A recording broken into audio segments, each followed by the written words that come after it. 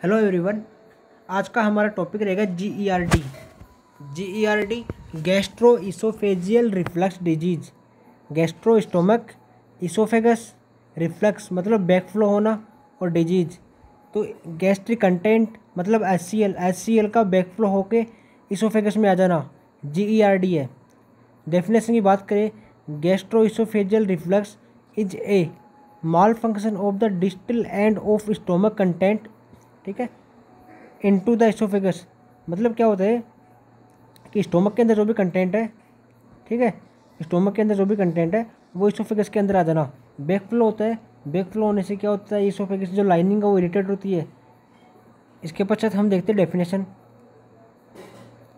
Gastric content flow back into the esophagus is gastro esophageal reflux disease due to incompetent lower esophageal sphincter, ठीक है।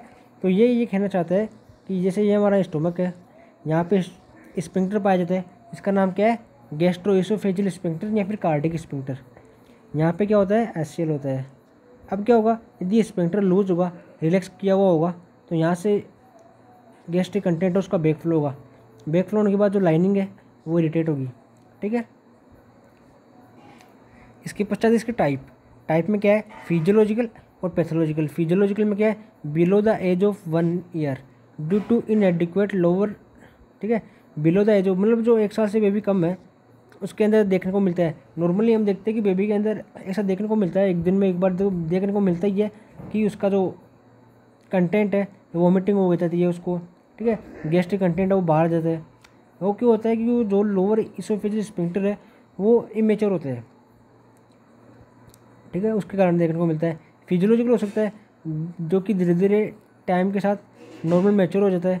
तो below the age of 1 year due to inadequate development of lower esophageal pressure regulation, ठीक है, जैसा मैंने आपको बताया वो है। ये किस में देखने को मिलता है, बिलो 1 ईयर। और पैथोलॉजिकल होता है कोई डिजीज वगैरह की कंडीशन से देखने को मिलता है, तो ये आफ्टर 1 ईयर देखने को मिलता है।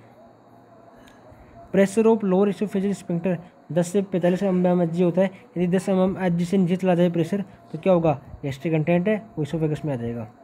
कोजेज क्या है, delay neuromuscular development so immaturity इन lower esophageal sphincter. Delay neuromuscular development है वो डिले हो रहा है, तो क्या होगा, डिले ये जो स्फिंक्टर है यहाँ पे ये रिलैक्स कर जाएगा, ठीक है। मैचुरेशन डिले हो रहा है तो यहाँ पे इसको सिग्नल नहीं आएंगे तो कॉन्टैक्ट नहीं करेगा और रिलैक्स किया हुआ रहेगा, इसके कारण गैस्ट्रिक कंटेंट ऊपर देखने को मिलेगा। इमेच्योर सीएनएस है तो प्रॉपर सिग्नल नहीं आने से क्या होगा, ये कॉन्टैक्ट नहीं रहेगा। एब्डोमिनल प्रेशर, यदि प्रेशर यहाँ पे बढ़ गया, यहाँ पे प्रेशर ज़्यादा होगा तो क्या होगा, यहाँ पे प्रेशर से ये वाल है स्फिंक्टर ओपन हुआ और गैस्ट्रिक कंटेंट ऊपर चला गया। ओबेज यदि क्लाइंट है तो एब्डोमिनल प्रेशर ज़्यादा रहेगा। कैफीन, एल्कोहल, स्मोकिंग है, ये क्या करेंगे, इरिटेट करने से क्या होगा, स्फिंक्टर है वो रिलैक्स करेगा और बैक फ्लो होगा स्टोमक कंटेंट का। हाइड्रल हर्निया के अंदर क्या होता है, स्टोमक का जो पार्ट है ये वाला पार्ट ये क्या चला जाएगा, इसोफेगस के अंदर चला जाएगा। इसोफेगस के अंदर जैसे पार्ट चला गया, ठीक है, स्टोमक का, तो stomach oesophagus slightly up decrease the pressure of, यहाँ पे क्या करेगा, प्रेशर डिक्रीज हो जाएगा, ठीक है।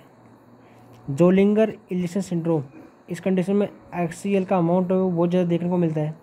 ज़्यादा अमाउंट होगा तो रिगर्जिटेट होगा तो ये जाएगा ऊपर की ओर, मतलब इसोफेगस की ओर।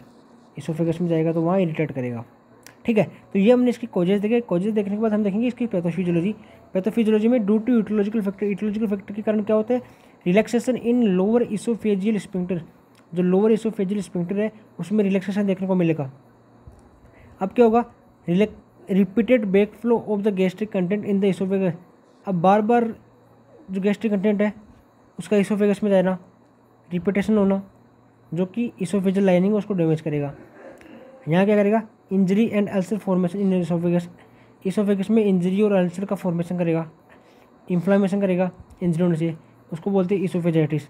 और यदि ये कंडीशन परसिस्टेंट रही, लंबे समय तक रही, तो क्या होगा, बेरेट इसोफेगस, एडिनोकार्सिनोमा इसोफेगस का वो देखने को मिलेगा, ठीक है। तो रिपीटेड बैक फ्लो हो रहा है due to etiological factor, relaxation in lower esophageal sphincter, backflow होगा, बैकफ्लो होने से क्या होगा, इसोफेजियल लाइनिंग डैमेज होगी, इंजरी होगी, इन्फ्लामेशन होगी, एसोफेजाइटिस होगा। यदि कंडीशन परसिस्टेंट रही तो बेरेटिक इसोफेगस देखने को मिलेगा। अब देखो इसोफेगस होता है उसके पास में होता है हार्ट, तो हार्ट बर्न करेगा बार बार एचसीएल के रिपीट होने से। चेस्ट पेन देखने को मिलेगा, ठीक है, चेस्ट पेन देखने को मिलेगा। ये क्या बोला 30 to 60 मिनट आफ्टर मिल्क, उस टाइम पे एचसीएल का सीक्रेशन जल्दी देखने को मिलेगा। फिर एचसीएल का बैकफ्लो होगा तो हार्ट पेन देखने को मिलेगा, चेस्ट पेन देखने को मिलेगा। जब रिगर्जिटेशन होगा, मैंने आपको बताया कि जो कंटेंट है एचसीएल का वो रिगर्जिटेट होगा, जब वो मुंह में आएगा तो क्या होगा, एसिड टेस्ट हो जाएगा। थ्रोट में जाएगा तो शोर थ्रोट होगा, बैड स्मेल आएगी, एसिड के कारण बैड स्मेल आती है, और जो इनेमल है वो दांतों का उतर जाएगा। अनएक्सप्लेन वोमिटिंग, वोमिटिंग होगी ज़्यादा। रिफ्यूज़ टू ईट, खाना खाने से मना कर देगा पेशेंट। डिस्फेजिया होगा, डिस्फेजिया क्या होता है, difficulty swallowing, excessive cry, baby cry करेगा बहुत ज़्यादा। कफ, वीजिंग, रेस्पिरेटरी सिम्टम देखने को मिलेंगे। रेस्पिरेटरी क्या होगा, जब यदि एचसीएल अमाउंट एयरवेज में चला गया तो कफिंग देखने को मिलेगी, वीजिंग साउंड देखने को मिलेगी, निमोनिया हो सकता है, aspiration pneumonia due to HCl aspiration. Haematemesis, vomiting में यदि ब्लड आ रहा है उसको बोलेंगे haematemesis, vomiting in blood, blood vomiting में आ रहा है उसको बोलेंगे हेमेटोमेसिस, जो कि देखने को मिलता है जो इसोफेजियल लाइनिंग है वहाँ की कैपिलरीज है उसको डैमेज होना चाहिए। डैमेज होगी तो क्या होगा, ब्लड के अंदर ब्लड आएगा वोमिट के अंदर, और बच्चा है उसका वेट है वो धीरे धीरे लॉस होता रहेगा, डिस्कम्फर्ट महसूस होगा, फेलियर टू थ्राइव मिलेगा, बच्चा का ग्रोथ एंड डेवलपमेंट अच्छे से नहीं होगा, इरिटेशन होगा और डिहाइड्रेशन होता रहेगा। डायग्नोस्टिक वैल्यूएशन में क्या देखने को मिलेगा, सबसे पहले हम लेंगे हिस्ट्री, फिर लेंगे फिजिकल एग्जामिनेशन, फिजिकल एग्जामिनेशन में पेन वगैरह असेस कर लेंगे। अब हमें देखना है इसोफेजिगस की जो पीएच है उसको मॉनिटर करना है, तो लोअर इसोफेजियल स्पिंक्टर की जो पीएच है उसको 24 आवर मॉनिटर करना है।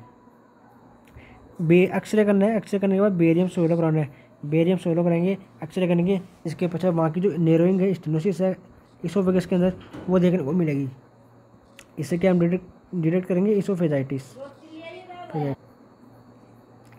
लास्ट में क्या करेंगे, एंडोस्कोपी और बायोप्सी। एंडोस्कोपी में देख लेंगे कहाँ पे अल्सर फॉर्मेशन हुआ है, तो वो अल्सर को डिटेक्ट करने के लिए, और बायोप्सी में वहाँ का टुकड़ा लेंगे और कैंसर की जांच करेंगे। लाइफ स्टाइल चेंज, ट्रीटमेंट कैसे करेंगे, लाइफ स्टाइल को चेंज करेंगे, जो भी coffee, alcohol, fatty substance, chocolate है, स्पाइसी फूड है, उसको अवॉइड करवाएंगे। वेट ज़्यादा है, ओबेज पेशेंट है तो वेट को लूज करवाएंगे। पोजीशन क्या देंगे बेबी को, चाइल्ड है तो कीप हेड एलिवेटेड, जो हेड है वो एलिवेटेड रहेगा 45 से 90 डिग्री पे। इन्फेंट की बात करें तो इन्फेंट के अंदर लेफ्ट लेटरल पोजीशन देंगे, कौन सी देंगे, लेफ्ट लेटरल पोजीशन देंगे इन्फेंट के अंदर। मेडिसिन कौन कौन सी है, एंटी एसिड, एंटी एसिड क्या करेगी, एसिड है उसको न्यूट्रलाइज कर देगी। अब क्या हो रहा है यहाँ पे एचसीएल का अमाउंट बढ़ रहा है तो एंटी एसिड देने से क्या होगा, एसिड है वो न्यूट्रलाइज हो जाएगा। पीपीआई, प्रोटोन पंप इनहिबिटर और एस्टो ब्लॉकर, ये क्या करेंगे, एचसीएल का प्रोडक्शन डिक्रीज कर देंगे, तो पीपीआई और एस्टो ब्लॉकर। पेंटाप्राजोल, सिमिटिडिन, पेंटाप्राजोल और सिमिटिडिन, पेंटाप्राजोल 1 से 3 mg/kg पर डे, सिमिटिडिन 5 से 10 mg पर डे, ठीक है। तो ये सारे पीपीआई है और नीचे वाला एस्टो ब्लॉकर है, ये क्या करेंगे, एचसीएल का प्रोडक्शन डिक्रीज कर देंगे। प्रोकाइनेटिक मेडिकेशन क्या करेंगे, स्पिंक्टर है उसकी टोन बढ़ाएंगे, मतलब उसको कॉन्ट्रैक्ट करवाएंगे। मेटोक्लोप्रोमाइड, क्या है, metoclopramide, okay.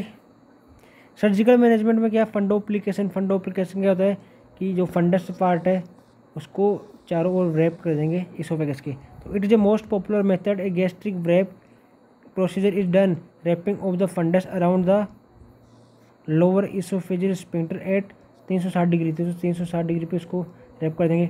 Completely prevent the reflux episode, मतलब जैसे ये है जो फंडस पार्ट है उसके चारों रैप करवा देंगे, फिर क्या होगा, ये कॉन्ट्रैक्ट रहेगा, रिफ्लेक्स है, बैकफ्लो नहीं होगा, कॉन्ट्रैक्ट रहेगा, रिगर्जिटेशन नहीं होगा, ठीक है।